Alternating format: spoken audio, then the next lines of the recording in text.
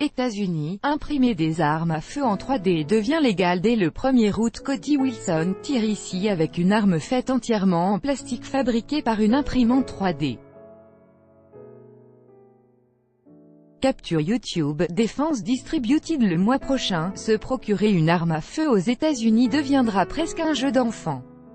Le ministère américain de la Justice a légalisé la fabrication de ces armes au moyen d'une imprimante 3D.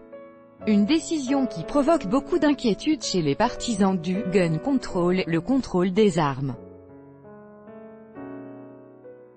Elles sont surnommées les Ghost Guns, les armes à feu fantômes, car elles ne disposent d'aucun numéro de série, et sont par conséquent intraçables.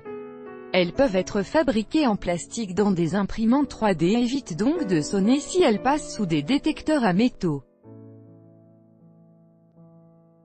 La décision du ministère américain de la Justice est l'aboutissement d'un long combat, celui de Cody Wilson, un militant crypto-anarchiste de 30 ans qui défend le port d'armes.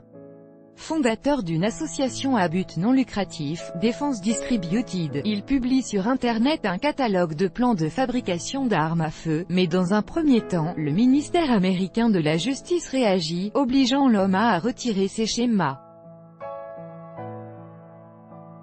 Motif invoqué, la violation des lois commerciales interdisant l'exportation d'armes à feu.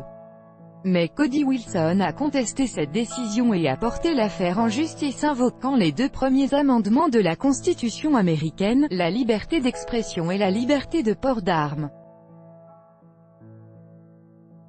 Au bout de 3 années de procédure, il a obtenu gain de cause. Son association peut désormais mettre en ligne légalement ses plans de fabrication d'armes à feu en plastique, imprimés en 3D à partir du 1er août.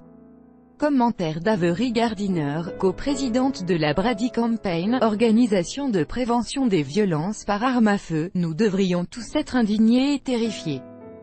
Lire, aux États-Unis, on peut désormais fabriquer une arme à feu chez soi.